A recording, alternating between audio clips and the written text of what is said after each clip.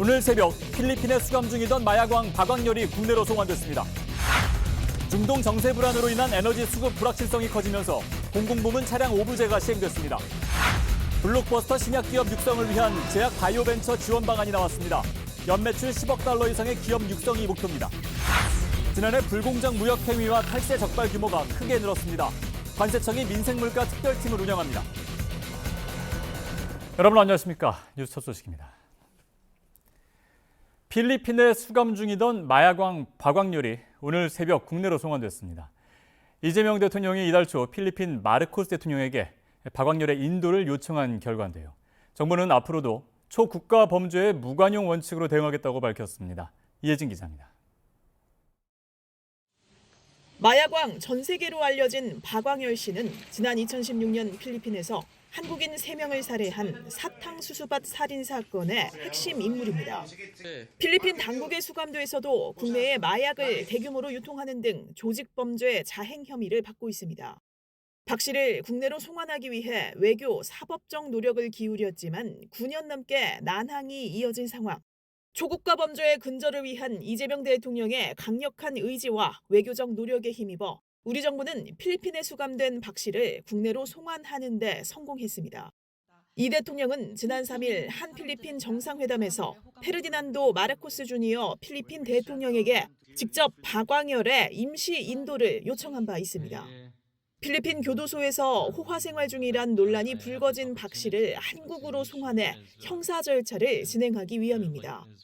박 씨의 송환은 해외에 숨어있던 범죄자라도 반드시 그 대가를 치르게 한다는 정부의 강력한 의지를 보여준 것입니다.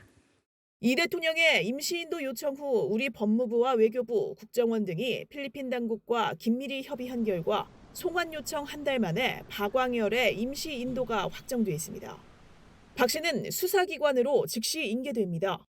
정부는 이번에 인도받은 박 씨의 모든 범죄 행위를 낱낱이 밝히고 공범과 범죄 수익도 끝까지 추적해 엄정히 단죄하겠다고 밝혔습니다. 앞으로도 초국가 범죄에 무관용 원칙으로 대응하고 범죄자가 지구상 어디에도 숨을 곳이 없도록 국제 공조망을 더 촘촘히 구축할 계획입니다. KTV 이혜진입니다. 정부가 중동 상황 장기화에 따른 선제적 대응 강화를 위해 비상경제 대응 체계를 가동합니다. 비상경제 점검회의는 최고 컨트롤 타워로 김민석 국무총리를 본부장으로 비상경제본부가 운영됩니다. 비상경제본부는 경제와 복지, 외교 등 5개 실무 대응반으로 물가와 유가, 원자재 수급, 금융시장 등을 관리합니다. 중동 상황 악화로 이번 달 소비자들의 경제 심리가 위축된 것으로 나타났습니다. 한국은행에 따르면 이번 달 소비자 심리지수는 107로 지난달보다 5.1포인트 내렸습니다. 지난 1월 이후 석 달 만에 하락한 것으로 비상계엄 사태가 있었던 2024년 12월 이후 1년 3개월 만에 낙폭이 가장 컸습니다. 한은은 중동 상황에 따른 물가 상승과 경기 둔화 우려, 증시 등 금융시장 변동성 확대로 부정적 경기 판단이 늘며 지수가 상당폭 하락했다고 설명했습니다. 중동 상황으로 에너지 수급의 불확실성이 그 어느 때보다 커지고 있습니다. 정부가 이에 대응해 공공부문 차량 오부제를 의무 시행하기로 했는데요. 상황이 더 악화되면 민간까지 확대하겠다는 방안이 검토됩니다. 최다희 기자입니다. 중동 사태 장기화로 에너지 수급 불확실성이 커지자 정부는 지난 18일 오후 3시부로 원유 관련 자원안보 위기 경보를 주의 단계로 격상했습니다. 이에 기후에너지환경부는 국무회의에서 에너지 절약 등 대응 계획을 보고했습니다. 우선 공공부문은 전기차와 수소차를 제외한 승용차 오부제를 의무적으로 시행합니다. 예를 들어 차 번호 끝자리가 1번과 6번인 차량은 월요일, 3번과 8번인 차량은 수요일에 운행을 할 수 없습니다. 공공부문 차량 오부제는 유가가 배럴당 $100를 넘었던 2011년 이후 15년 만입니다. 민간은 우선 자율 참여 방식으로 운영됩니다. 민간 부분은 우선 자율적으로 오부제에 참여하되 원유 수급 차질이 본격화되는 경계 경보 발령 시에는 의무적으로 시행하는 등 구체적인 시행 방안을 마련토록 하겠습니다. 또한 전기료에 가장 영향이 큰 LNG 사용을 줄이기 위해 원전과 석탄 발전 운전도 확대합니다. 미세먼지 영향이 적은 날에는 미세먼지 계절관리제에 따른 석탄 발전 운전 제약을 완화하고 정비 중인 원전 5기도 오는 5월까지 추가 재가동할 계획입니다. 정부는 생활 속 에너지 절약 실천도 강조했습니다. 가까운 거리는 걷거나 자전거, 대중교통을 이용하고 실내에서는 적정 온도를 준수하는 게 좋습니다. 또 전기차와 휴대전화는 낮 시간대 충전을 권장합니다. 아울러 정부는 중장기적으로 재생에너지 확대에도 속도를 낼 예정입니다. 올해 재생에너지를 7기가와트 이상 보급하고 에너지 저장 장치 1.3기가와트를 함께 구축할 계획입니다. KTV 최다입니다. 중소벤처기업부와 보건복지부의 협업에 따른 제약 바이오벤처 지원 방안이 마련됐습니다. 연 매출 10억 달러 이상의 기업을 육성하는 것이 목표입니다. 조태영 기자입니다. 글로벌 의약품 시장은 반도체 산업의 3배 규모로 지속 성장하고 있습니다. 우리나라도 의약품 수출이 2017년 40억 달러에서 2024년 92억 달러로 증가하는 등 성장세를 보이고 있습니다. 하지만 신약의 긴 개발 기간과 임상 단계 자금 단절 가능성으로 국내 벤처기업 성장이 어렵다는 지적이 제기돼 왔습니다. 이에 따라 중소벤처기업부와 보건복지부가 협업해 연구개발부터 사업화, 글로벌 진출까지 이어지는 전주기 지원 체계를 구축하기로 했습니다. 복지부와 중기부가 갖고 있는 강점을 결합해서 블록버스터 창출 후보기업을 육성하는 것에 목표를 두고 있습니다. 우선 정부는 유망 제약바이오벤처를 선정해 자금 공급을 확대하기로 했습니다. 스케일업 팁스 플랫폼을 통해 투자 컨설팅을 지원하고 기업당 20억에서 30억 원 규모의 연구개발 자금을 공급할 계획입니다. 선정 기업에는 인증시험 지원, 수출 바우처 등도 패키지로 제공할 예정입니다. 또 향후 임상 단계까지 자금 지원이 이어지도록 신약 개발 사업 등 후속 R&D 신청 시 평가 우대하기로 했습니다. 아울러 국내 벤처가 글로벌 제약사와 기술 이전 계약을 체결할 수 있도록 협업 단계별로 연구개발과 사업화 자금을 지원할 방침입니다. 국내 기업 협업 방안도 마련했습니다. AI 벤처와 제약 벤처의 협업 R&D에는 과제당 최대 2년간 10억 원을 제공할 계획입니다. 제약 벤처와 국내 제약사 간 공동 R&D에는 과제당 최대 3년간 30억 원을 지원합니다. 한편 인천 오송과 같은 제약바이오 주요 거점에는 공동 활용 가능한 연구장비 관리 체계를 구축하는 등 산업 생태계 조성을 추진하기로 했습니다. KTV 조태영입니다. 지난해 탈세와 불공정 무역 행위 적발 규모가 크게 늘어난 것으로 나타났습니다. 적발 금액이 2조 7천억 원에 달하는 가운데 관세청이 민생 안정에 최우선을 두고 대응을 강화하겠다고 밝혔습니다. 김유리 기자입니다. 관세청에 따르면 지난해 적발된 탈세 규모는 4,400억 원으로 1년 전보다 51% 증가했습니다.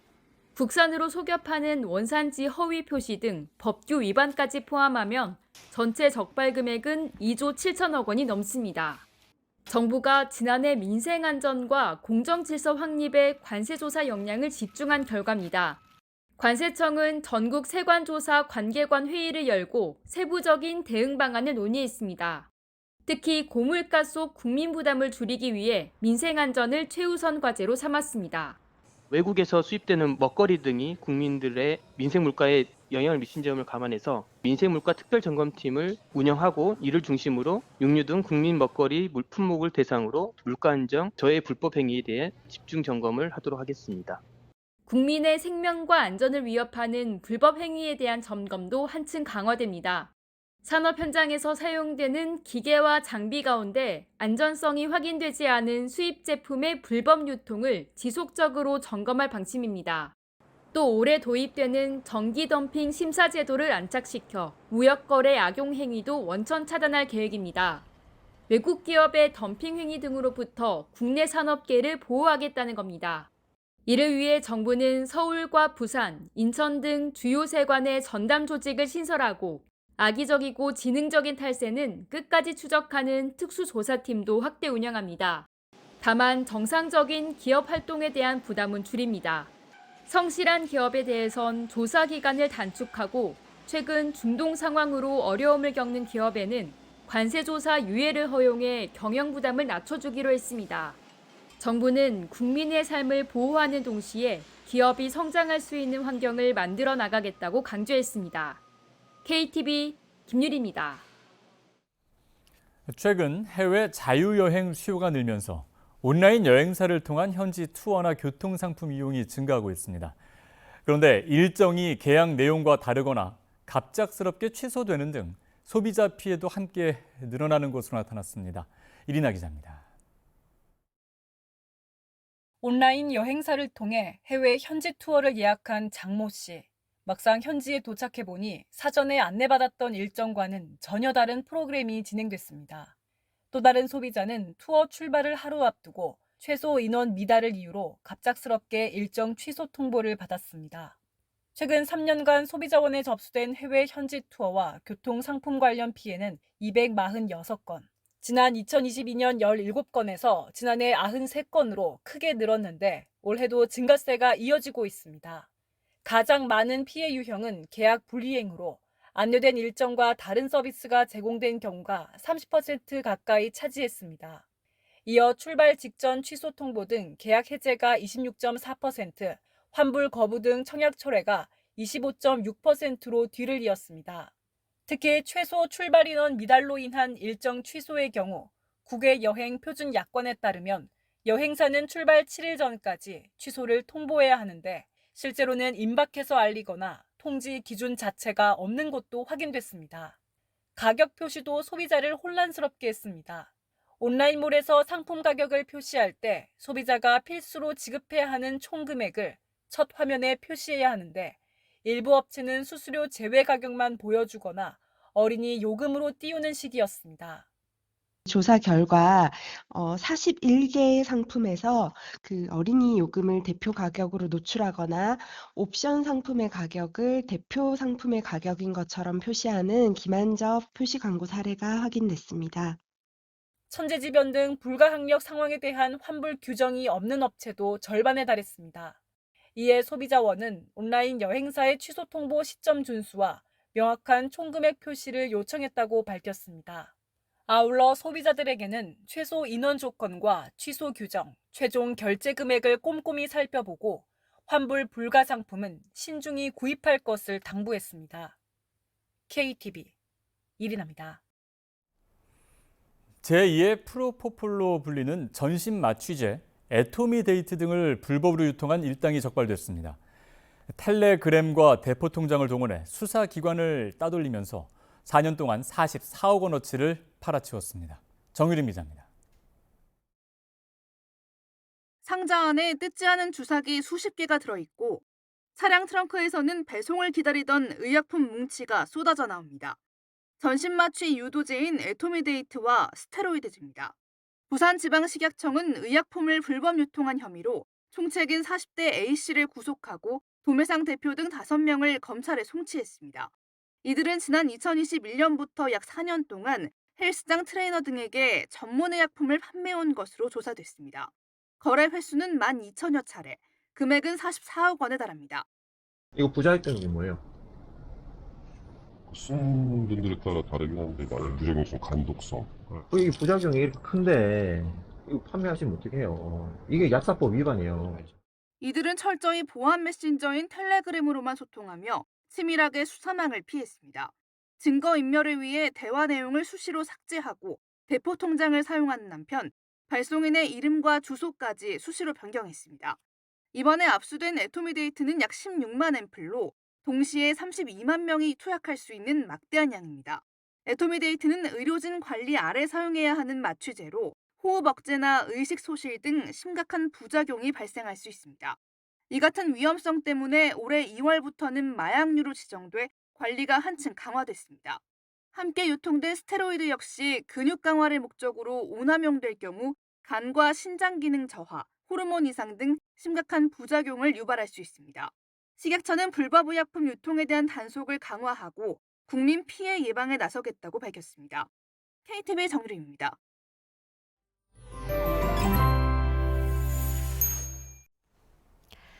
오늘도 예년보다 온화한 날씨가 이어지겠습니다. 다만 대기는 무척 건조한데요. 건조특보가 나날이 확대되면서 현재 중부와 경북을 중심으로 건조주의보가 발효 중입니다. 산불 위험이 높은 시기인 만큼 불조심해 주시기 바랍니다. 남해안과 제주는 흐린 가운데 비가 내리는 곳이 있습니다. 오늘 낮까지 제주에 5에서 10mm, 남해안에는 5mm 미만의 비가 조금 더 이어지겠습니다. 날이 포근해지자 연일 먼지가 말썽입니다. 먼지가 계속해 쌓이면서 제주를 제외한 전국 대부분 지역의 초미세먼지 농도가 나쁨 수준을 보이겠는데요. 영남 지역 곳곳에는 초미세먼지 주의보도 내려져 있습니다. 호흡기 건강관리 잘해주시기 바랍니다. 한낮 기온은 서울과 세종 19도, 광주 18도, 강릉과 대구는 17도까지 오르겠습니다. 당분간 일교차 큰 봄 날씨가 이어지겠지만 공기는 계속해서 탁하겠습니다. 다음 주 초반에는 남부와 제주를 중심으로 비 소식이 들어 있습니다. 날씨였습니다.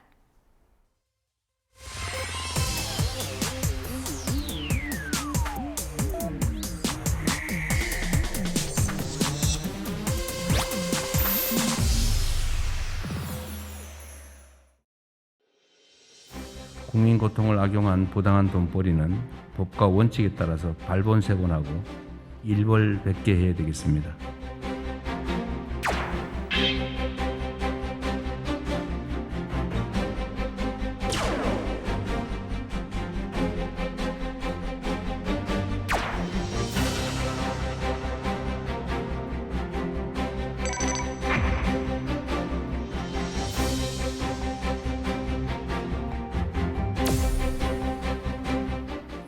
중동 상황이 한 치 앞을 내다볼 수 없을 정도로 빠르게 바뀌고 있습니다. 이재명 대통령이 어제 국무회의에서 에너지 수급 비상 대응을 가동하고 또 추경을 신속하게 편성해달라고 강조했는데요. 자세한 내용 알아보겠습니다. 서울 스튜디오 연결합니다. 차윤주 앵커. 네, 대담 이어갑니다. 국무회의 주요 내용 조현정 시사평론가와 이야기 나눠봅니다. 평론가님 어서 오십시오. 네, 안녕하세요. 이재명 대통령이 중동 상황과 관련해 비상 대응 체계를 선제적으로 가동할 것을 지시했습니다. 모두 발언부터 들어보겠습니다. 중동 전쟁의 확대 장기화로 원유, 천연가스 수급 불안이 커지고 있습니다. 배달 용기부터 의료 도구까지 우리 일상에 석유 화학 제품이 쓰이지 않는 곳이 없기 때문에 언제 어디서 어떤 문제가 벌어질지 예측하기가 어려운 상황입니다. 민생과 경제산업 전반에 발생할지 모를 중대한 위기에 대처하기 위해서 정부 차원의 비상대응체계를 선제적으로 가동해야겠습니다. 검찰이 어제 정유사들의 기름값 담합 의혹에 대한 수사에 착수했습니다. 국민 고통을 악용한 부당한 돈벌이는 법과 원칙에 따라서 발본색원하고 일벌백계 해야 되겠습니다. 정유업계도 국가기관 산업으로서의 공적 책무를 깊이 인식하고 국가적 위기 극복 노력에 함께 동참해 주시기 바랍니다. 네, 중동 상황이 장기화되고 있습니다. 이재명 대통령은 최악의 상황까지 대비를 해야 한다고 지시를 했는데 이 관련 내용부터 짚어주시죠. 네, 그러니까 장기화되는 것뿐만이 아니라 이게 애초에 이란을 상대로 하는 건 이게 중동 지역이 워낙에 뭐 역사적으로나 종교적으로 이렇게 태생적으로 굉장히 복잡하기 때문에 이게 판이 되게 큰 문제란 말이에요. 네. 네.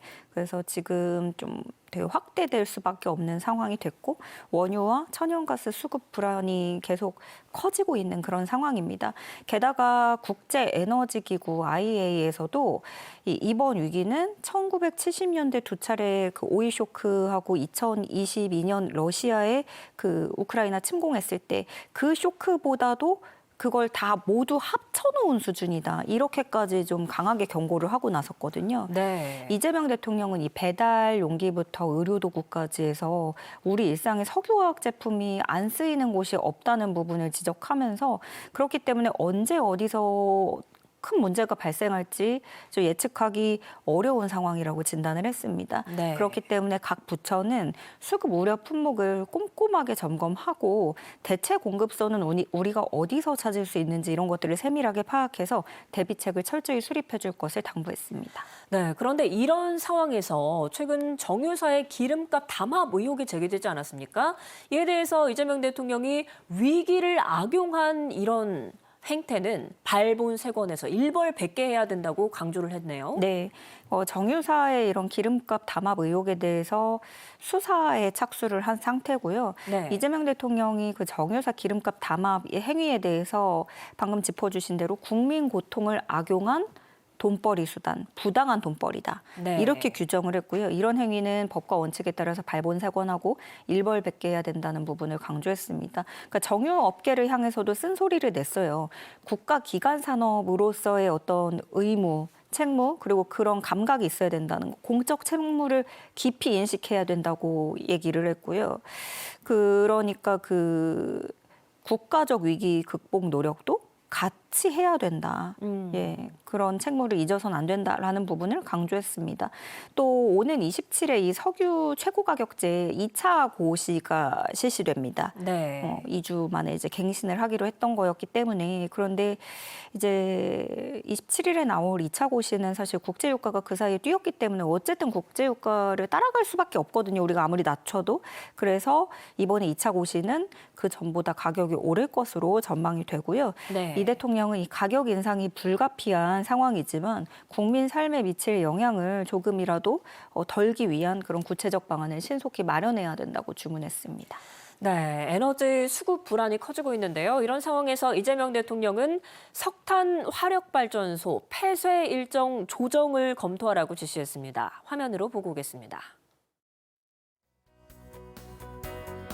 지금 석탄발전소 폐쇄 계획이 있잖아요. 6월 달에 폐쇄한다고 돼 있는 것 같은데. 네, 추가로 지금 61개 중에 작년에 1개 폐쇄했고요. 60개가 남아 있는데 올해 말에 폐쇄가 예정돼 있는 6월 달에 2개인가 3개인가 돼 있는데. 그거는 지금 상황이 어떨지 모르니까. 네, 그거는 조정을 좀 하는 걸 검토해 보죠. 에너지 위기 기간 동안에는 연장하는 게 큰 문제는 없습니다. 네. 그다음에 지금 전기 사용 피크 타임에 이 지금 줄이는 게 핵심이잖아요. 평소에는 그것 때문에 막 전기를 생산해서 버리고 있잖아요. 그 피크 타임 맞추려고. 어쨌든 가정용도 피크 타임에 쓰는 게 좀 비싸고 좀 아닌 시간에는 싸게 이렇게 해서 평균적으로 갖게. 네. 좀 조기 시행하는 걸 좀 해야 될 것 같은데. 네, 검토해서 추진하겠습니다. 한번 검토는 한번 해보세요. 네, 우선 석탄 화력발전소 폐쇄 원래 올해 예정이 되어 있었던 건데요. 이걸 미루는 것을 검토하라는 거죠? 네, 에너지 상황이 불안하기 때문에 일정을 다시 검토하기로 하는 겁니다. 가스를 쓰는 걸 줄이기 위한 조치라고 정리를 할 수 있고요. 네. 그러니까 액화 전용가스 LNG는 이 전기요금에 직접적인 영향을 주기 때문이에요. 이에 따라서 그 원래 오는 6월에 이제 닫기로 했었던 하동 화력발전소 1호기를 시작으로 해서 보령 5호기, 태안 2호기 등등 해서 올해 가동 중단이 예고된 이런 석탄 발전소의 폐쇄 일정이 재검토에 들어갈 전망입니다. 그 황사하고 미세먼지 영향이 적은 시기를 좀 골라서 석탄 발전 가동을 높이고요.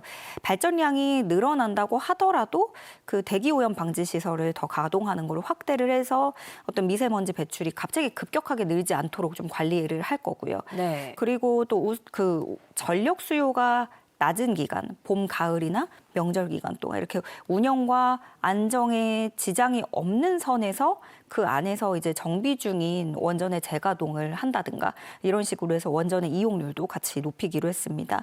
이번 달 안에 절차를 거친 다음에 신월성 1호기, 고리 2호기가 재가동될 수 있도록 하고요. 5월 중순까지 추가로 4기가 차질 없이 재가동되도록 할 예정입니다. 네, 정부도 솔선수범 총력전에 나섰습니다. 오늘부터 차량 오부제가 시행이 되고 민간에도 참여를 독려하죠. 네, 오늘 0시부터 시작이 됐습니다. 공공부문부터 의무로 적용이 되는데요. 주말 제외하고 월, 화, 수, 목, 금 이렇게 해서 그 차량 끝번호를 쪼개는 거죠. 요일별로. 네. 월요일에는 16, 화요일에 27, 수요일에 38, 목요일에 49, 금요일에 50 이렇게 끝자리에 해당하면은 공공기관에는 차를 가지고 갈 수가 없는 건데 다만 전기차와 수소차는 제외됩니다. 네. 그리고 경차와 친환경적 자동차 또 장애인 운전 차량, 이거는 장애인이 동승한 경우에도 같이 포함이 되고요. 또 임신부, 유아 동승 차량도 제외가 됩니다. 그리고 인구 30만 명 이상 50만 명 이하 미만 시군에 있는 경우, 그 공공기관 같은 경우에는요.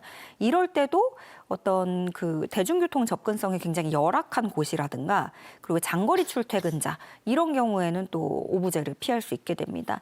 다만 이제 원유 수급에서 지금이 주의 단계인데 이게 경보 수준이 또 격상이 되면 민간 부문으로 확대하는 것도 검토를 할 예정인데요. 그 민간까지 차량 오부제 운영을 적용하는 거는 가장 최근에는 그때는 10부제였는데 그때가 91년도였어요. 걸프전이 있었던 때였고요. 지금 그런 게 있습니다. 우리가 석유 가격을 시중 가격을 내리는 것도 중요하지만 절대적인 사용량을 줄여야 되는 게 되게 중요하거든요. 이 양이 한정돼 있기 때문에 그래서 최고 가격제 시행 이후에 도리어 좀 사용량이 늘은 게 아니냐 이런 지적도 있기 때문에 좀 그런 모순도 분명히 있습니다. 그래서 이 오부제를 이제 뭐 불만의 목소리도 나오긴 하겠지만 서로 같이 돕자라는 측면에서 오부제를 도입하게 되는 것이고 이렇게 되면은 하루 3,000배럴의 석유를 아낄 수 있는 것으로 기후부는 추산하고 있습니다. 네, 또 조금 전 발언에서 인상 깊었던 게 전기요금도 피크타임에 더 높이는 방안을 추진하죠. 맞습니다. 정부는 이 생활 속 에너지 전략을 위한 12가지 행동 지침도 마련을 했는데요. 오부제에 참여하는 거, 그리고 대중교통 이용하기, 적정 실내 온도 유지하기, 그리고 낮 시간대에 전기차와 휴대전화 충전하기, 또 세탁기와 청소기는 주말에 사용하기, 샤워 시간 줄이기 이런 것들이 있습니다. 그래서 사실 지금 좀 반응이 엇갈리고 있어요. 이거 너무 구시대적인 게 아니냐라는 불만도 분명히 나오는데 이게 다 이유가 있습니다. 예를 들어서 충전은 나 똑같이 하는 건데 왜 시간대를 다르게 들어가느냐. 이게 배터리에 들어가는 전기 양은 물론 같지만 언제 충전하느냐에 따라서 그 전력망에 미치는 영향이 달라지기 때문입니다.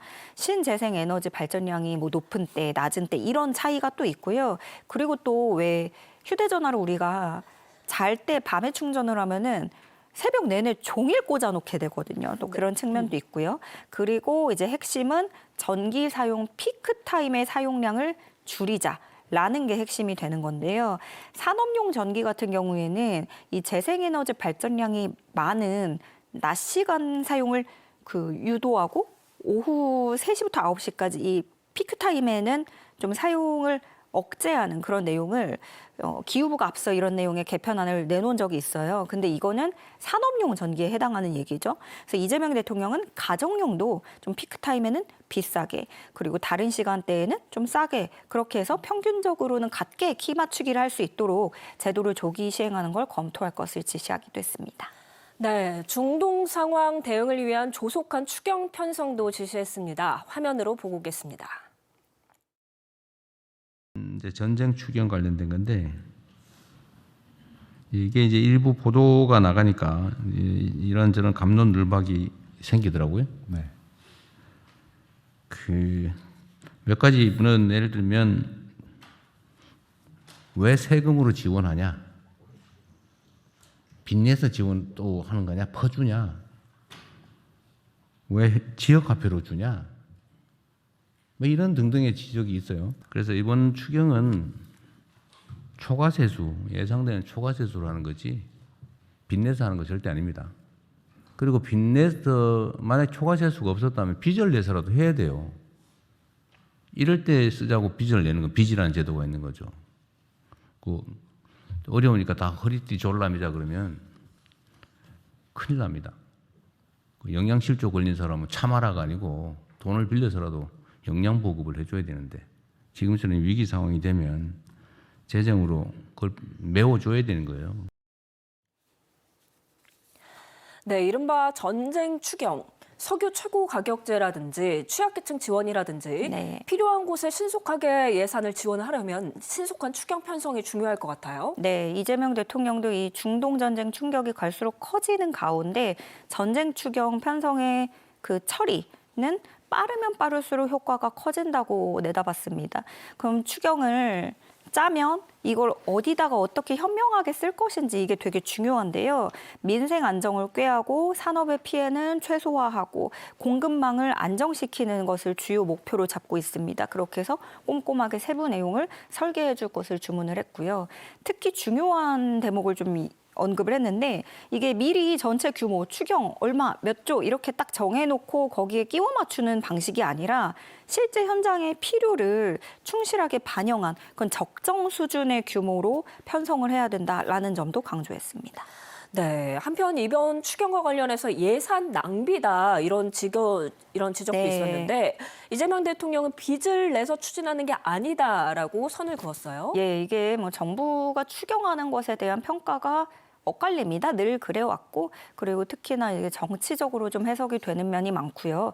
추경은 또 돈풀기다. 이런 인식이 강하게 작용되는 측면이 있기도 한데요. 일단 이재명 대통령의 입장을 좀 설명을 해드리면 국가가 돈을 쥐고 있으면서 쓰지 않는 거는 좀 무책임한 일이다 이렇게 얘기를 하고 있어요. 이재명 대통령은 뭐라고 비유를 했냐면 영양실조 걸린 사람한테 참으라고 할 게 아니라 그 타이밍에 돈을 빌려서라도 영양을 공급해 주는 게 필요하다라는 것이고 또 원래 정부는 국민들한테 돈을 쓰는 거고 그러자고 세금을 걷는 것이기 때문에 잘 쓰는 게 정부가 하는 것이지 뭐 이렇게 쟁여두고 있는 것이 능사가 아니다. 그게 저축하는 게 정부의 기능이 아니다라고도 덧붙였는데 그러니까 국가가 결국에 돈을 마련해두고 맨날 세금 걷고 하는 거는 국가가 위기 상황이고 이럴 때 국민이 어려울 때 적재적소에 잘 쓰라고 있는 것이다라는 뜻으로 풀이가 되고요. 특히 지난해 하반기에 이런저런 조치를 하면서 세수가 좀 대폭 늘었다고 또 설명을 했어요. 그래서 네. 이번 추경은 초과된 세수분으로 하는 것이지 추가로 뭐 빚을 내거나 그런 일은 없다라는 것이고요. 또 뭐 을에 늘 나오는 말이 돈 퍼주기다 이런 얘기들인데 그리고 또 왜 지역 화폐로 주냐 그게 너 돈이냐 이렇게도 얘기를 한다고 얘기를 하면서 혹시나 그런 이야기가 있다고 하더라도 좀 혼선이 없었으면 좋겠다. 예를 들어서 지역 화폐라는 것은 이게 현금 지급보다는 어쨌든 그 기간을 설정해놓고 그 안에 그 지역에서 써야 된다라는 허들이 있기 때문에 경기 순환에 좀 도움이 된다라는 이 지론. 그래서 지역화폐로 지원하는 방식이 적합하다라는 거 이재명 대통령이 다시금 강조했습니다. 네, 기획예산처는 이제 수장도 맞이를 하게 됩니다. 국가 재정의 밑그림을 그리게 될 텐데 이제 내년도 예산안을 국민주권 예산으로 규정을 했습니다. 네. 어떤 내용이 담기게 되나요? 일단 전면적인 지출 구조 조정에 나서게 됩니다. 내년도 예산안 편성안에서 그 모든 사업을 원점에서 재검토하는 그야말로 고강도 지출 구조 조정에 나서게 되는 건데요. 재량 지출은 15%, 의무 지출은 10% 절감하고 전체 사업의 10%를 폐지할 계획입니다. 네. 그러니까 이렇게 절감한 재원은 뭐 AI라든가 이런 첨단 전략 산업들 그리고 구조 개혁 같은 핵심 과제에 재투자를 하게 되는 거고요. 지출 구조 조정에는 그 지출 효율화 TF를 운영을 해서 이 과정에서 좀 민간의 의견들을 두루 듣겠다는 방침입니다. 네. 그러니까 적재 적소, 불효 불급 원칙에 따라서 전략적인 재원 배분을 강화하겠다는 건데, 그러니까 쉽게 얘기하면 어딘가에 필요 없는 곳에 낭비되고 있는 재원들은 좀 다이어트를 하고 그리고 그런 문제가 있는 게 아닌지 점검 이참에 하고 수정을 하는 그런 계기가 될 것으로 보이고요. 특히나 좀 이재명 대통령의 기조인 그 지방우대 원칙이 이번에도 본격적으로 드러나는 것 같은데 네. 수도권과의 거리, 그러니까 멀수록 그리고 멀다고만 하는 게 아니고 그 지역이 지자체가 어떤 열악한 상황에 처해 있는지 이런 재정 상황 이런 것들 또 인구 소멸 정도가 어느 정도인지 이런 것들을 반영을 해서 지방에 더 우선적으로 재정을 지원하게 되고요. 더 나아가서는 지방 정부의 그런 권한을 강화하는 쪽으로 나아갈 것으로 보입니다. 네, 그런가 하면 또 다음 달에 한국의 세계 국채지수 편입을 앞두고 있는데요. 구윤철 부총리가 외국인 투자자들이 우리 국채에 투자하는데 불편함이 없도록 하겠다라고 말했습니다. 이건 어떤 내용인가요? 네, 다음 달입니다. 한국의 세계 국채지수 편입을 앞두고 지금 외국인 투자자들이 좀 또 투자에 뛰어드는 모습인데요. 이게 세계 국채지수가 뭐냐면 글로벌 채권 상장 지수 펀드, 우리가 ETF라고 하죠. 그 추종하는 대표 지수입니다. 그러니까 전 세계 우량 국채들을 모아놓은 거라고 할 수가 있는데 편입이 확정되면 결정되면은 자동으로 자금이 유입되는 효과가 있고요. 그러니까 전 세계 펀드들이 세계 국채 지수를 따라서 자동으로 투자하기 때문입니다. 근데 우리가 이게 다음 달에 편입 예정이니까 그 전에 좀 미리 사두는 선취매 현상이 나타나고 있는 거예요.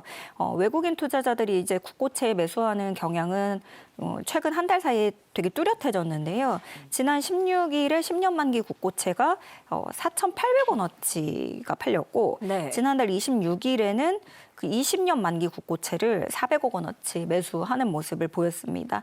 다만 지금 좀 변수가 있다면 일본 금리가 올라가고 있다는 건데요. 일본 투자자 입장에서는 굳이 한국 채권을 안 사도 자국 채권이 매력이 될 수 있기 때문에 실제 자금 유입이 좀 예상보다 늦어질 수도 있겠다라는 전망이 시장에서는 나오고 있고요.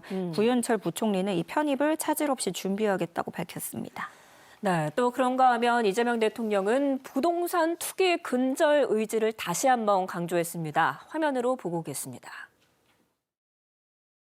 이제 부동산 관련해서 지금 설왕설래가 많은데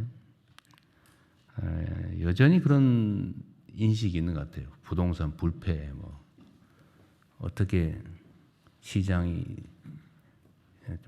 정부가 시장을 이기겠냐.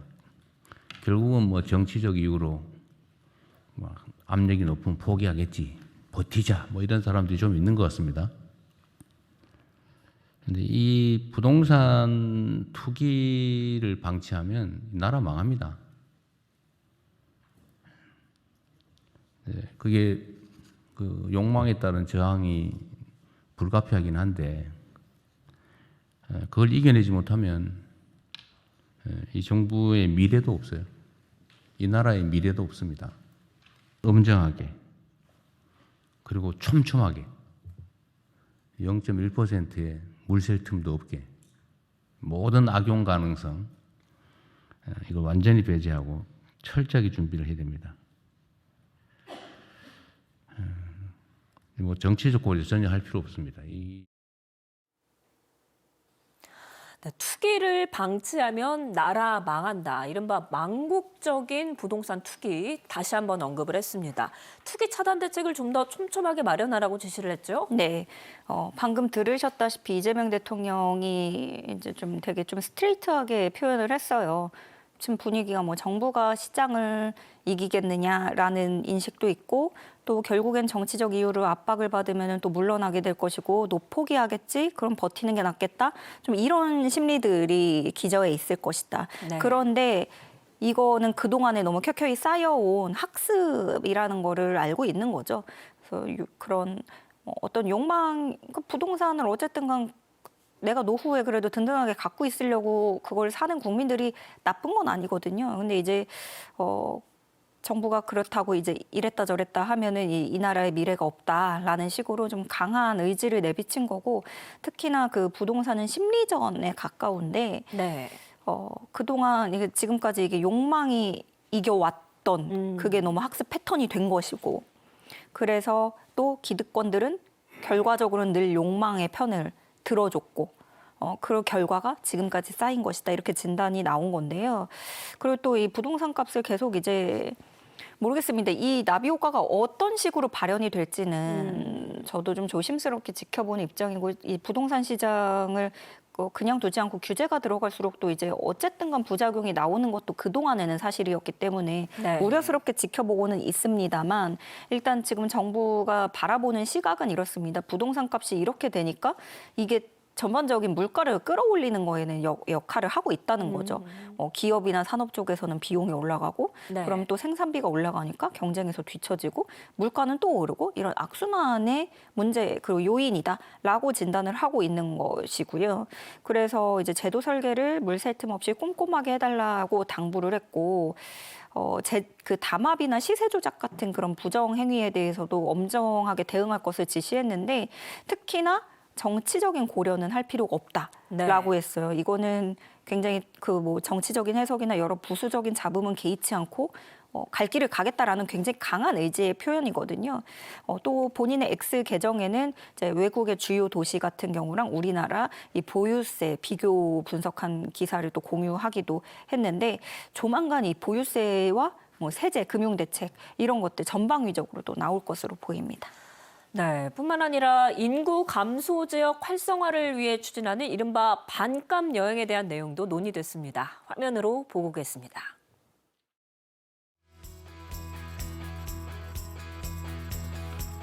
약간 섭섭한 게 하나 있는데 저 왜 반값 여행 지역에 내 고향 경북은 없는 거요? 그 청양산 좋아요. 예산이 좀 있는 곳들이 인구 감소 지역인데 예산이 형편이 되는 곳이 지원을 하셨고요. 그건 광진군에서 이미 했을 때 들어간 돈 대비 한 10배 이상의 그렇죠. 생산 유발 효과가 입증됐습니다. 지역 상품도 많이 사고. 맞습니다. 그래서 올해 처음으로 이제 시범 사업을 하는 거기 때문에 올해 좀 잘 정착이 되면 내년에는 더 크게 확대할 예정이어서 어차피 우리가 지방 주도 성장, 또 지방 살리기, 균형 발전 이런 걸 하니까 사실 이게 다 지방이 혜택 보는 거잖아요. 그래서 너무 소심한 것 같아요. 200억 이거. 좀 이번에 추경에 좀 대폭 늘려주도록 읍소드립니다. 네, 반값 여행으로 불리죠. 인구 감소 지역으로 여행을 가면 휴가비를 좀 지원해주는 이재명 대통령이 왜 내 고향 경북은 없냐 이렇게 네. 지적을 했는데 자 앞으로 이 반값 여행 지역 더 확대가 될까요? 확대가 될 것으로 전망하고 있는데 일단 경북이 빠진 거는 또 이유가 있습니다. 네. 일단 이 반값 여행 사업 간략하게 보면은 비수도권 지역 여행을 하면은 그 여행 때 쓴 비용을 이제 절반 돌려주는데 그 비용은 또 그 지역에서 써야 되는 그렇게 순환을 만드는 제도인데요. 지금 내륙 광역 도단위 지역 8곳 중에서 6곳을 대상으로 하고 있습니다. 그래서 여기서 방금 얘기한 경북이 빠졌고 또 충남이 빠져 있어요. 네. 근데 이 제도가 운영 방식이 정부가 3억 지원하면은 각 지자체가 7억 원 이렇게 부담을 하는 거거든요. 그래서 이렇게 총 10억 원 규모로 운영이 되는 건데 국비가 들어가긴 하지만 지방비가 결국에 70%는 들어가는 거여가지고 이게 재정적인 여력이 안 되면 신청을 못 한 거죠. 그렇군요. 예, 그래서 당초 원래 20곳 정도를 지원을 해주려고 했던 건데 지자체들이 분담금 부담이 있어가지고 16군데가 좀 신청을 했다고 하고 그리고 이재명 대통령이 또 새롭게 지적한 부분이 뭐냐면은 이게 애초에 설계 단계부터 모두가 다 어쨌든 여행 가가지고 그렇게 다 받을 수 있는 거잖아요. 근데 지방 거주자에 대한 우선 혜택이 너무 좀 미비하지 않았던 거 아니냐라고 지적을 했어요. 그게 뭐냐면은 상대적으로 여건이 어려운 지방 노동자나 주민이 우선적으로 누릴 수 있는 그 장치가 좀 부족했다라는 지적이 이번에 새롭게 나온 거고요. 그리고 또 반값 휴가를 또 추진하는데 이 반값 휴가는 중소기업과 소상공인 근로자 대상으로 한 적립식 제도라고 할 수 있습니다. 근로자가 20만 원 적립을 하면 기업과 정부가 각각 10만 원씩 해가지고 40만 원을 이렇게 여행 포인트로 쓸 수 있게 되는 거예요. 네. 그렇게 해서 이제 반값 휴가 또 반값 여행까지도 앞으로 더 조금씩 확대를 해 나갈 것으로 보입니다. 네, 또 다른 지역 발전 전략이죠. 태양광 발전으로 얻은 수익을 지역 주민들에게 나누는 일명 햇빛 소득 마을 사업. 이것도 점차적으로 확대가 된다고 하는데 얼마나 확대됩니까? 예, 특히나 이게 고유가 에너지 위기 상황에서 태양광 확대를 위해서 에너지 자립을 또 우리가 높일 수 있는 측면이 있고 그리고 이게 지역 경제 활성화에도 기여할 것으로 정부는 이런 기대를 하고 있는 건데요. 연내 500개 이상 선정을 하고요. 2030년까지는 총 2,500개 이상 조정을 한다는 계획입니다. 1차 신청은 5월 말까지 받고 이게 또 7월에 선정을 하는데 추가 준비가 필요한 곳들은 말미를 조금 더 줘서 7월 말까지 충분한 준비 기간을 부여하게 됩니다. 네. 선정 기준은 협동조합 구성이 정도가 어디까지 왔는지, 주민 동의 확보는 어느 수준 정도 됐는지, 부지 확보, 자금 조달 준비가 어느 정도 됐는지 이런 것들, 또 그리고 여기에 추가로 지역별 사업 수요 이런 것들을 고려하게 되는데요. 다만 특정 지역에 너무 편중되지 않도록 그런 점도 또 고려할 방침입니다. 네, 어제 진행된 국무회의 내용 살펴봤습니다. 지금까지 조현정 시사평론가와 이야기 나눴습니다. 평론가님 고맙습니다. 네, 고맙습니다.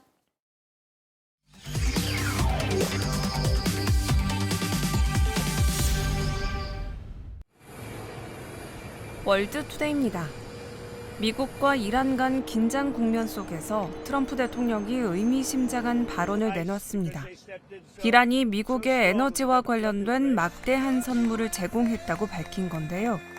트럼프 대통령은 해당 선물이 원유 수송의 핵심 통로인 호르무즈 해협과 관련된 조치로 보인다고 설명했습니다. 또 미국이 이미 전쟁에서 승리했다고 주장하며 이란과의 협상이 진행 중이라고 밝혔습니다. Everything we're doing, we're making great. The border is great. The military is great. We're having, by the way, a tremendous success, as you know, in Iran. The present, the gift they made to us was very significant, and they said they were going to do it, and it happened. And they're the only ones that could have done it. Jennifer? 트럼프 대통령은 전쟁과 관련해 국경 군대 등에 아무런 문제가 없다며 이란 역시 합의를 매우 원하고 있다고 덧붙였습니다. 중동 상황이 이어지는 가운데 카타르가 중재 역할에 대해 입장을 밝혔습니다. 직접적인 중재는 하지 않겠다고 전했는데요. 다만 외교적 해결을 위한 노력은 이어가고 있다고 설명했습니다. 공식적, 비공식적 외교 채널을 통해 전쟁 종식을 위해 지원하고 있다는 건데요. 특히 미국과 긴밀히 협력하면서 긴장 완화 방안을 모색하고 있다고 밝혔습니다. كما تعلمون موقف قطر منذ اليوم الأول كان واضحا بضرورة إنهاء هذه الحرب عبر السبل الدبلوماسية وهذا موقفنا من جميع النزاعات في العالم جميع النزاعات تحل في النهاية على طاولة المفاوضات. We're in close contact with the US administration over this in our countries but I won't comment on the US administration decision. This is something to be discussed with them. 한편 이란 전쟁과 관련해 이집트와 파키스탄, 터키 등에서도 사태 완화를 위한 중재에 나서고 있습니다. 중동 상황이 남미까지 영향을 미치고 있습니다. 칠레에서는 연료 가격 급등을 앞두고 시민들이 주유소로 몰리는 모습이 나타났습니다. 정부 발표에 따르면 칠레에서는 오는 26일부터 디젤 가격 최대 60%, 휘발유 가격은 약 30%가 상승할 전망인데요. 이 같은 조치를 앞두고 현지 시각 24일 칠레 전역의 주유소에서 긴 줄이 만들어졌습니다. 시민들은 매우 큰 충격을 느끼고 있다며 어떻게 대응해야 할지 막막하다고 전했습니다. demasiado porque nosotros dependemos del combustible y vamos a ver lo mejor posible para que esta alza no repercuta en los papitos porque igual está complicada la cosa. Nos encontramos presentes hoy día ante esta alza histórica de los combustibles sin precedente, no vista en 40 años a la fecha y lamentablemente esto está afectando a la clase trabajadora, a la clase media acá en nuestro país. 한편 칠레 대통령은 전 세계적인 위기에 책임감 있게 대응하려 하고 있다고 전했는데요. 칠레 정부는 이번 조치가 재정 부담 완화를 위한 불가피한 결정이라고 설명했습니다. 프랑스 파리에서 현대미술의 거장 앙리 마티스의 말년 작품을 조명하는 특별전이 열렸습니다. 병상에서도 이어진 그의 창작 열정과 색채 혁신이 다시 주목받고 있는데요. 파리 그랑팔레에서 마티스의 말년 작품 300여 점이 공개됐습니다. 전시는 마티스의 대표적인 컷아웃 작업은 물론 스테인드 글라스 연구, 드로잉, 사파가 들어간 책까지 폭넓게 선보이는데요. 이를 통해 마티스가 색채와 콜라주, 그리고 한층 절제된 조형 언어로 어떻게 자신의 예술을 다시 만들어갔는지를 보여줍니다. Donc Matisse n'a jamais été aussi prolifique. Il a travaillé sur de multiples supports pendant cette période, non seulement des gouaches découpées, des peintures, des vitraux, des dessins au pinceau, des livres. Donc c'est vraiment ce que nous montrons dans cette exposition. 한편 마티스는 암 투병 중에도 병상에서 작품 활동을 이어간 것으로 전해지는데요. 오는 7월 26일까지 이어지는 이번 특별전에서는 마티스의 창작 열정을 직접 엿볼 수 있습니다. 지금까지 월드투데이 전해드렸습니다.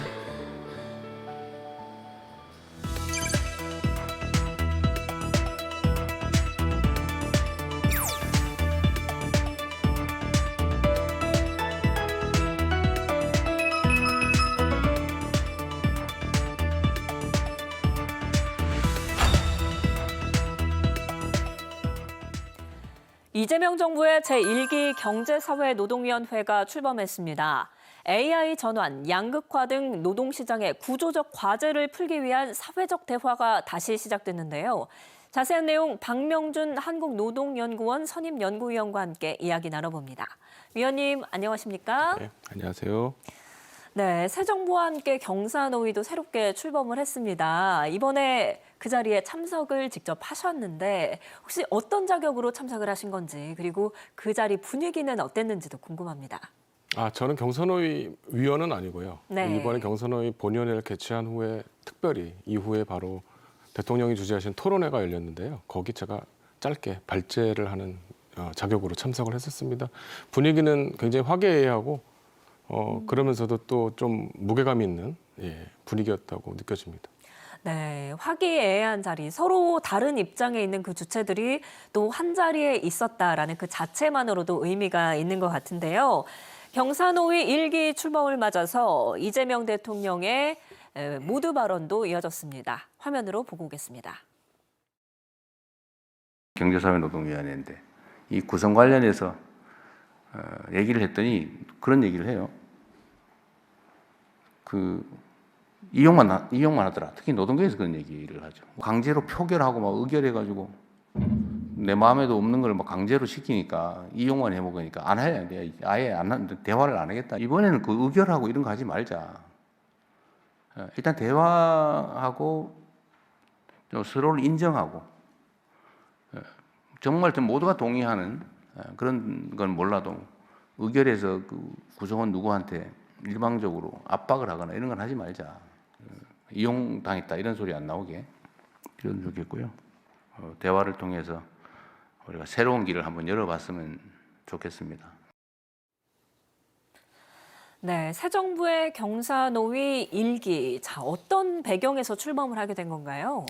네, 경사노위는 이제 법률에 근거한 대통령 자문기구죠. 네. 근데 사실 그 작동은 일정하게 좀 환경적인 정치적 환경에 영향을 좀 받아온 측면이 있습니다. 이제 지난 정부에서는 좀 정부와 노동조합이 긴장이 높아지면서 사실 사회적 대화가 중단이 되다시피 했었고요. 네. 그래서 이번 출범은 이제 새 정부 들어서 어떤 대화 채널을 복원한다라는 어떤 정부의 정책적 의지가 반영된 거라고 볼 수 있고 이걸 준비하면서 한 수개월 동안 경사노위 측에서 노력들을 많이 하셨어요. 그러면서 새로 가동을 했는데 어떻게 보면 좀 재가동 단계 그러면서도 업그레이드를 추구한다 이렇게 볼 수 있을 것 같습니다.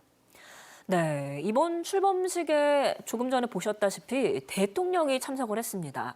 8년 만에 이렇게 대통령이 참석을 했는데 상당히 힘을 싣는 모습이거든요. 이 배경은 어디에 있다고 보십니까?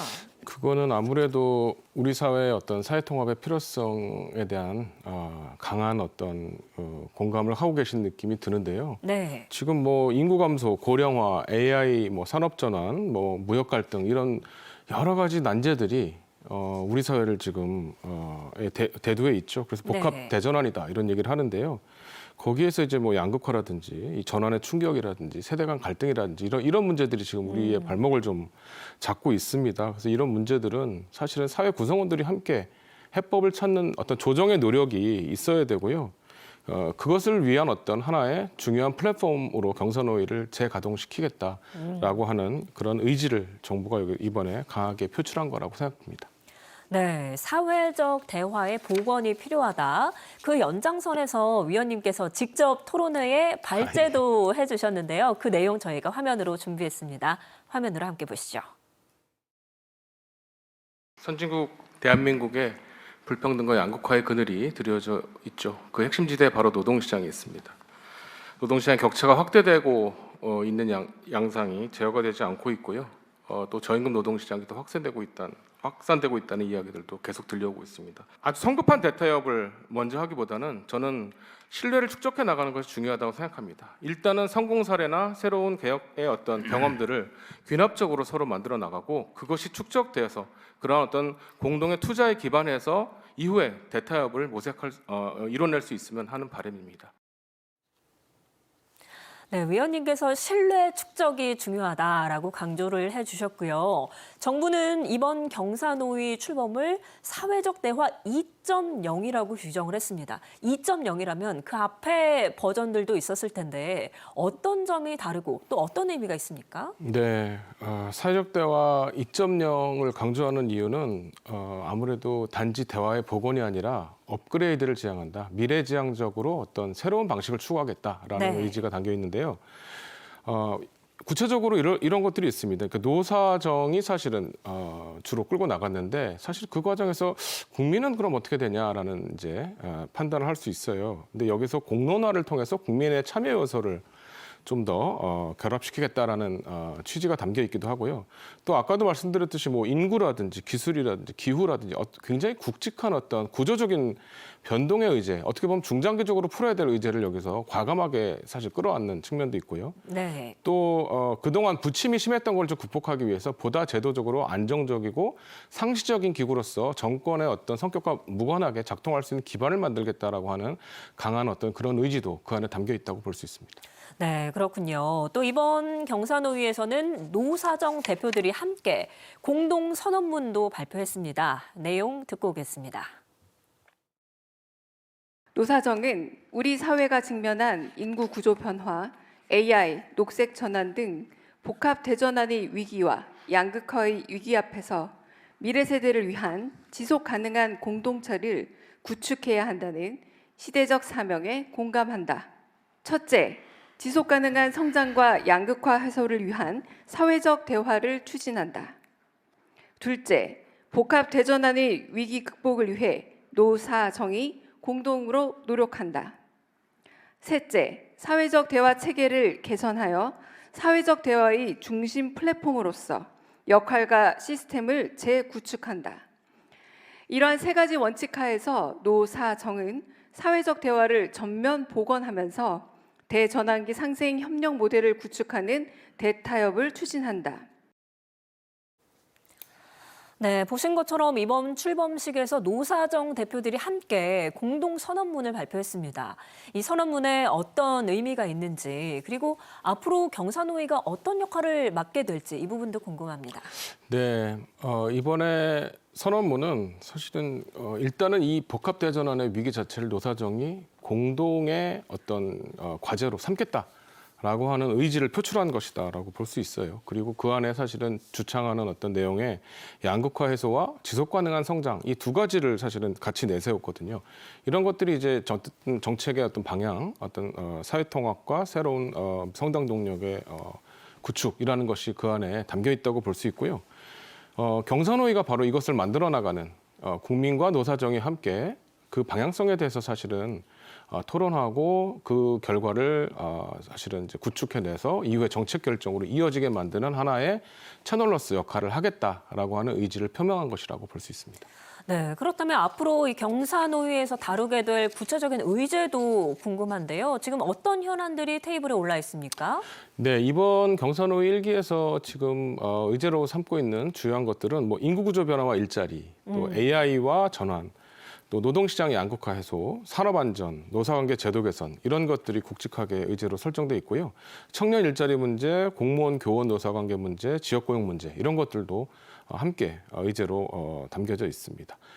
전반적으로 이제 공통적인 어떤 이 분위기는 뭐냐면 단기적인 현안을 좀 넘어서 좀 구조적 변화에 대응하려고 하는 그런 의제다라고 보면 될 것 같습니다.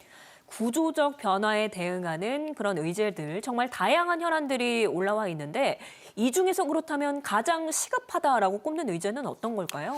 가장 시급하게 선정하고 있는 것은 인구구조 변화와 일자리 개혁이라고 하는 이슈인데요. 네. 경사노위는 이를 위해서 특별히 위원장께서 좌장을 맡으셔서 특별위원회를 만들고 그 안에 공론화적인 요소를 같이 결합시켜서 이 문제를 한번 제대로 한번 풀어보고 답을 찾아보자라고 노력을 할 것 같습니다. 인구 문제라는 게 단지 뭐 출생률이 낮아졌다 이런 문제를 넘어서서 지금 노동시장, 뭐 성장, 재정, 분배, 뭐 세대 간 갈등 이런 여러 가지 문제 전반적으로 영향을 끼치는 핵심 변수다라고 하는 인식이라고 볼 수 있고요. 이런 사회 전반에 영향을 끼치는 구조적인 공통분모로서 인구 구조 변화다라는 것을 일단은 세팅을 하면서 좀 판을 벌려나가는 그런 그 의도라고 생각이 됩니다. 네, 뿐만 아니라 또 최근 대두되고 있는 시급한 과제 또 노동 현안 중에 하나가 바로 AI 문제가 아닌가 싶습니다. AI가 발전하면서 많은 노동과 관련한 부분을 AI가 대체하게 될 거다 이런 우려도 나오고 있는데 여기와 관련한 논의도 진행이 되나요?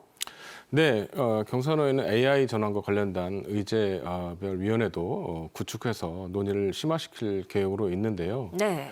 방금 말씀하셨듯이 요새 워낙 신기술이 발전하다 보니 다들 AI가 내 일자리 뺏는 거 아니냐라는 우려들이 많아요. 네. 그리고 이제 노와 사가 이와 관련돼서 조금 입장이 사실 조금 달라질 수도 있습니다. 근데 여기 이 이슈는 이제 산업 경쟁력, 고용 안정, 또 노동권 보호 이런 여러 가지가 사실 함께 얽혀 있는 복합적인 문제라고 볼 수 있어요. 그래서 기술 발전이라는 것은 우리가 불가피하게 수용을 해야 되죠. 그래서 기술을 도입하느냐 마느냐 문제를 넘어서서 결국은 기술 도입을 통해서 어떠한 전환을 어떻게 이뤄내느냐.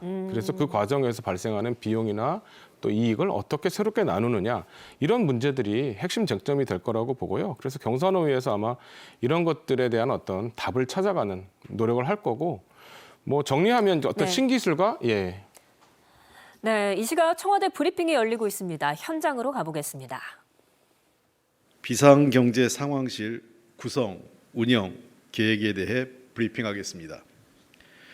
대통령께서는 이번 주 국무회의에서 중동 상황에 따른 비상대응체계의 선제적 가동을 지시한 바 있습니다. 이에 대통령이 주재하는 비상경제 점검회의 산하에 비서실장이 주재하는 비상경제 상황실을 설치하여 총리를 본부장으로 하는 범정부 비상경제본부와 호흡을 맞춰 중동 전쟁에 따른 국내외 상황을 보다 엄중히 관리해 나가겠습니다. 청와대 비상경제 상황실은 비서실장이 중심이 되어 운영되며 안보실장과 정책실장이 부실장을 맡고 정무수석이 총괄간사를, 국정상황실장이 실무간사 역할을 하게 됩니다.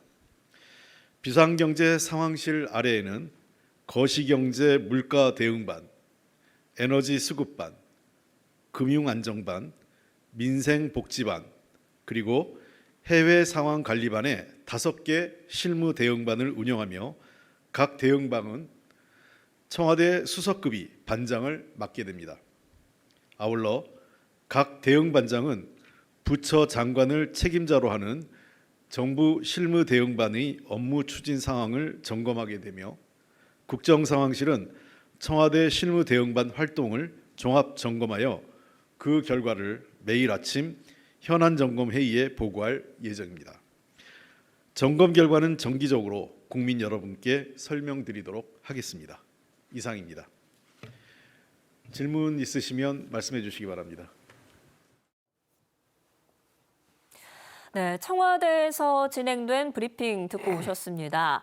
최근 중동 상황이 길어지고 있는데요. 관련해서 청와대에 비상경제상황실을 설치하고 비서실장을 중심으로 운영한다라는 내용 듣고 오셨습니다. 네, 위원님, 저희가 노동 현안에 대한 이야기를 나누고 있었는데요. AI와 관련한 노동 문제 짚어주셨고 이번에는 양극화와 관련한 이야기 나눠보도록 하겠습니다. 양극화와 관련해서 이재명 대통령이 이 부분을 콕 집어서 언급했습니다. 화면으로 보고 오겠습니다. 똑같은 일을 했는데 왜 소속이 다르다는 이유로 대가가 차별이 지냐. 이거 사실 문제 있거든요. 저는 헌법상 평등의 원칙에 어긋난다고 보는데 똑같은 일인데 정규직보다 비정규직이 더 보수를 덜 받는다. 원래 더 받아야 되는 거 아닌가요? 원래는 더 줘야 되는 거죠. 불안정에 대한 대가도 지급돼야 되는데 우리 사회는 완전히 역전이 돼서 상황이 나쁜 사람이 더 불이익을 받는 게 너무 당연한 것처럼 느끼고 불합리한 시스템 속에서 좀 더 많은 이익을 얻는 소수의 자리를 차지하는 게 능력이다. 그건 경쟁을 통해서 그 자리를 차지하는 게 정의다. 이게 마치 가장 바람직한 것처럼 착각하기도 하거든요. 이 소위 능력주의에 대한 착각. 이런 거에 대한 인식도 사실 좀 바꿔야 될 것 같아요. 네, 대통령이 언급한 것처럼 양극화 문제가 점점 커지고 있는 것 같습니다. 대기업과 중소기업, 그리고 정규직, 비정규직, 남성과 여성, 점점 더 격차가 벌어지고 있는데 경사노위에서는 이 논의를 어떻게 앞으로 진행할 예정입니까? 예, 양극화 문제가 사실은 굉장히 심각하죠. 이 문제의 해법은 결국 사회적 대화를 통해서 사회적인 연대를 할 수 있는 어떤 고리를 만들어 보자라고 이해를 할 수 있을 것 같습니다. 네.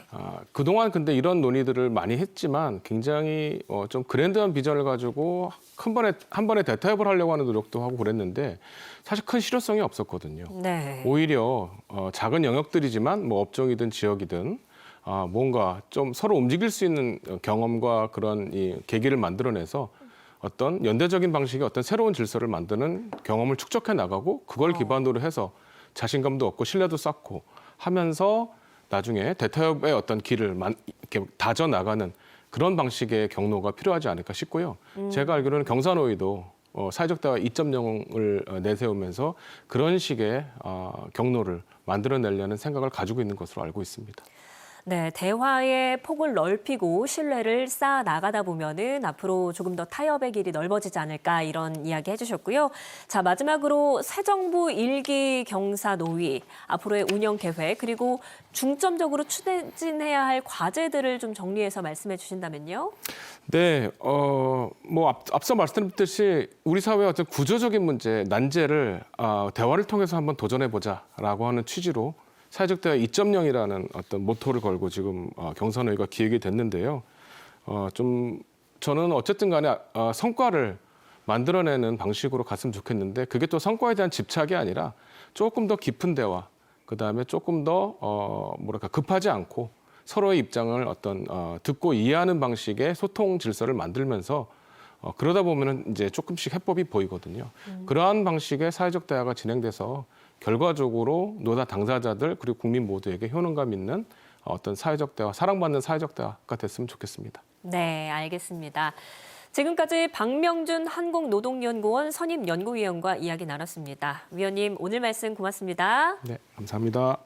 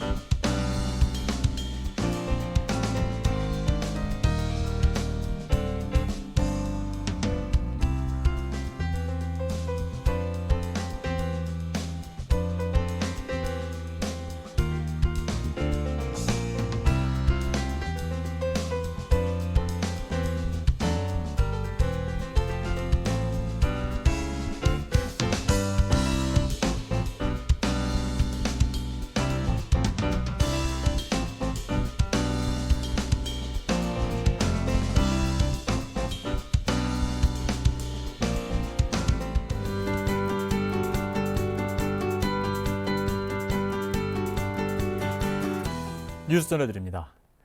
필리핀에 수감 중이던 마약왕 박광렬이 오늘 새벽 국내로 송환됐습니다. 이재명 대통령이 이달 초 필리핀 마르코스 대통령에게 박광렬의 인도를 요청한 결과인데요.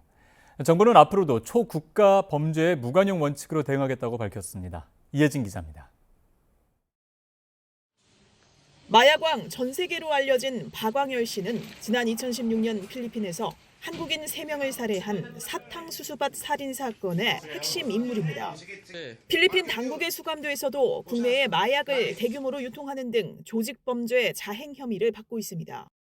박 씨를 국내로 송환하기 위해 외교, 사법적 노력을 기울였지만 9년 넘게 난항이 이어진 상황. 초국가 범죄의 근절을 위한 이재명 대통령의 강력한 의지와 외교적 노력에 힘입어 우리 정부는 필리핀에 수감된 박 씨를 국내로 송환하는 데 성공했습니다. 이 대통령은 지난 3일 한 필리핀 정상회담에서 페르디난도 마르코스 주니어 필리핀 대통령에게 직접 박광렬의 임시 인도를 요청한 바 있습니다. 필리핀 교도소에서 호화 생활 중이란 논란이 불거진 박 씨를 한국으로 송환해 형사 절차를 진행하기 위함입니다. 박 씨의 송환은 해외에 숨어있던 범죄자라도 반드시 그 대가를 치르게 한다는 정부의 강력한 의지를 보여준 것입니다. 이 대통령의 임시인도 요청 후 우리 법무부와 외교부, 국정원 등이 필리핀 당국과 긴밀히 협의한 결과 송환 요청 한 달 만에 박광렬의 임시인도가 확정돼 있습니다. 박 씨는 수사기관으로 즉시 인계됩니다. 정부는 이번에 인도받은 박 씨의 모든 범죄 행위를 낱낱이 밝히고 공범과 범죄 수익도 끝까지 추적해 엄정히 단죄하겠다고 밝혔습니다. 앞으로도 초국가 범죄에 무관용 원칙으로 대응하고 범죄자가 지구상 어디에도 숨을 곳이 없도록 국제 공조망을 더 촘촘히 구축할 계획입니다. KTV 이혜진입니다. 정부가 중동 상황 장기화에 따른 선제적 대응 강화를 위해 비상경제 대응 체계를 가동합니다. 비상경제점검회의는 최고 컨트롤 타워로 김민석 국무총리를 본부장으로 하는 비상경제본부가 운영됩니다. 비상경제본부는 경제와 복지, 외교 등 5개 실무 대응반으로 운영되고 물가와 유가, 원자재 수급, 금융시장 등을 관리합니다. 이번 달 소비자 경제 심리가 위축된 것으로 나타났습니다. 한국은행에 따르면 이번 달 소비자 심리지수는 107로 지난달보다 5.1포인트 내렸습니다. 지난 1월 이후 석 달 만에 하락한 것으로 비상계엄 사태가 있었던 2024년 12월 이후 1년 3개월 만에 낙폭이 가장 컸습니다. 한은은 중동 상황에 따른 물가 상승과 경기 둔화 우려, 증시 등 금융시장 변동성 확대로 부정적 경기 판단이 늘면서 지수가 상당폭 하락했다고 설명했습니다. 중동 정세 불안으로 에너지 수급의 불확실성이 그 어느 때보다 커지고 있습니다. 정부가 이에 대응해 공공부문 차량 오부제를 의무 시행했습니다. 상황이 더 악화될 경우 민간까지 확대하는 방안도 검토됩니다. 최다혜 기자입니다. 중동 사태 장기화로 에너지 수급 불확실성이 커지자 정부는 지난 18일 오후 3시부로 원유 관련 자원안보 위기 경보를 주의 단계로 격상했습니다. 이에 기후에너지환경부는 국무회의에서 에너지 절약 등 대응 계획을 보고했습니다. 우선 공공부문은 전기차와 수소차를 제외한 승용차 오부제를 의무적으로 시행합니다. 예를 들어 차 번호 끝자리가 1번과 6번인 차량은 월요일, 3번과 8번인 차량은 수요일에 운행을 할 수 없습니다. 공공부문 차량 오부제는 유가가 배럴당 $100를 넘었던 2011년 이후 15년 만입니다. 민간은 우선 자율 참여 방식으로 운영됩니다. 민간 부분은 우선 자율적으로 오부제에 참여하되 원유 수급 차질이 본격화되는 경계 경보 발령 시에는 의무적으로 시행하는 등 구체적인 시행 방안을 마련토록 하겠습니다. 또한 전기료에 가장 영향이 큰 LNG 사용을 줄이기 위해 원전과 석탄 발전 운전도 확대합니다. 미세먼지 영향이 적은 날에는 미세먼지 계절 관리제에 따른 석탄 발전 운전 제약을 완화하고 정비 중인 원전 5기도 오는 5월까지 추가 재가동할 계획입니다. 정부는 생활 속 에너지 절약 실천도 강조했습니다. 가까운 거리는 걷거나 자전거, 대중교통을 이용하고 실내에서는 적정 온도를 준수하는 게 좋습니다. 또 전기차와 휴대전화는 낮 시간대 충전을 권장합니다. 아울러 정부는 중장기적으로 재생에너지 확대에도 속도를 낼 예정입니다. 올해 재생에너지를 7기가와트 이상 보급하고 에너지 저장 장치 1.3기가와트를 함께 구축할 계획입니다. KTV 최다입니다. 중소벤처기업부와 보건복지부의 협업으로 제약 바이오벤처 지원 방안이 마련됐습니다. 연매출 10억 달러 이상의 블록버스터 기업 육성이 목표입니다. 조태영 기자입니다. 글로벌 의약품 시장은 반도체 산업의 3배 규모로 지속 성장하고 있습니다. 우리나라도 의약품 수출이 2017년 40억 달러에서 2024년 92억 달러로 증가하는 등 성장세를 보이고 있습니다. 하지만 신약의 긴 개발 기간과 임상 단계 자금 단절 가능성으로 국내 벤처기업 성장이 어렵다는 지적이 제기돼 왔습니다. 이에 따라 중소벤처기업부와 보건복지부가 협업해 연구개발부터 사업화, 글로벌 진출까지 이어지는 전주기 지원 체계를 구축하기로 했습니다. 복지부와 중기부가 갖고 있는 강점을 결합해서 블록버스터 창출 후보기업을 육성하는 것에 목표를 두고 있습니다. 우선 정부는 유망 제약바이오벤처를 선정해 자금 공급을 확대하기로 했습니다. 스케일업 팁스 플랫폼을 통해 투자 컨설팅을 지원하고 기업당 20억에서 30억 원 규모의 연구개발 자금을 공급할 계획입니다. 선정 기업에는 인증시험 지원, 수출 바우처 등도 패키지로 제공할 예정입니다. 또 향후 임상 단계까지 자금 지원이 이어지도록 신약 개발 사업 등 후속 R&D 신청 시 평가 우대하기로 했습니다. 아울러 국내 벤처가 글로벌 제약사와 기술 이전 계약을 체결할 수 있도록 협업 단계별로 연구개발과 사업화 자금을 지원할 방침입니다. 국내 기업 협업 방안도 마련했습니다. AI 벤처와 제약 벤처의 협업 R&D에는 과제당 최대 2년간 10억 원을 제공할 계획입니다. 제약 벤처와 국내 제약사 간 공동 R&D에는 과제당 최대 3년간 30억 원을 지원합니다. 한편 인천 오송과 같은 제약바이오 주요 거점에는 공동 활용 가능한 연구장비 관리 체계를 구축하는 등 산업 생태계 조성을 추진하기로 했습니다. KTV 조태영입니다. 지난해 탈세와 불공정 무역 행위 적발 규모가 크게 증가한 것으로 나타났습니다. 적발 금액이 2조 7천억 원에 달했는데요. 관세청이 민생 안정에 최우선을 두고 대응을 강화하겠다고 밝혔습니다. 김유리 기자입니다. 관세청에 따르면 지난해 적발된 탈세 규모는 4,400억 원으로 1년 전보다 51% 증가했습니다. 국산으로 속여 파는 원산지 허위 표시 등 법규 위반까지 포함하면 전체 적발 금액은 2조 7천억 원이 넘습니다.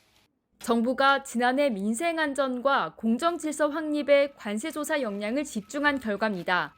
관세청은 전국 세관조사 관계관 회의를 열고 세부적인 대응 방안을 논의했습니다. 특히 고물가 속 국민 부담을 줄이기 위해 민생 안전을 최우선 과제로 삼았습니다. 외국에서 수입되는 먹거리 등이 국민들의 민생 물가에 영향을 미친 점을 감안해서 민생 물가 특별점검팀을 운영하고 이를 중심으로 육류 등 국민 먹거리 물품목을 대상으로 물가 안정, 저해 불법 행위에 대해 집중 점검을 하도록 하겠습니다. 국민의 생명과 안전을 위협하는 불법 행위에 대한 점검도 한층 강화됩니다. 산업 현장에서 사용되는 기계와 장비 가운데 안전성이 확인되지 않은 수입 제품의 불법 유통을 지속적으로 점검할 방침입니다. 또 올해 도입되는 정기 덤핑 심사 제도를 안착시켜 무역거래 악용 행위도 원천 차단할 계획입니다.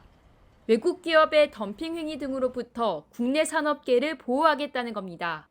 이를 위해 정부는 서울과 부산, 인천 등 주요 세관에 전담 조직을 신설하고 악의적이고 지능적인 탈세는 끝까지 추적하는 특수조사팀도 확대 운영합니다. 다만 정상적인 기업 활동에 대한 부담은 줄입니다. 성실한 기업에 대해선 조사 기간을 단축하고 최근 중동 상황으로 어려움을 겪는 기업에는 관세조사 유예를 허용해 경영 부담을 낮춰주기로 했습니다. 정부는 국민의 삶을 보호하는 동시에 기업이 성장할 수 있는 환경을 만들어 나가겠다고 강조했습니다. KTV 김유리입니다.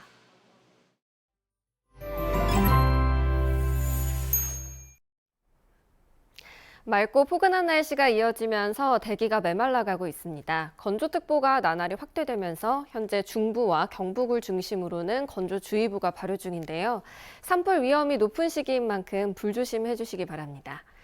남해안과 제주는 흐린 가운데 비가 내리는 곳이 있습니다. 오늘 낮까지 제주에 5에서 10mm, 남해안에는 5mm 미만의 비가 조금 더 이어지겠습니다. 날이 포근해지자 연일 먼지가 말썽인데요. 먼지가 계속해 쌓이면서 제주를 제외한 대부분 지역의 초미세먼지 농도가 나쁨 수준까지 올랐습니다. 영남 지역 곳곳은 초미세먼지 주의보도 내려져 있습니다. 호흡기 건강관리 잘해주셔야겠습니다. 오늘 낮 동안에는 서울과 세종 19도, 광주 18도, 강릉과 대구는 17도가 예상됩니다. 당분간 일교차 큰 봄 날씨가 이어지겠지만 공기는 계속해 탁하겠습니다. 다음 주 초반에는 남부와 제주를 중심으로 비 소식이 들어 있습니다. 날씨였습니다. 네, 오늘 저희가 준비한 소식은 여기까지입니다. 생방송 대한민국 1부 마칩니다. 자, 저희는 내일 오전 10시에 다시 찾아뵙겠습니다. 시청해주신 여러분 고맙습니다.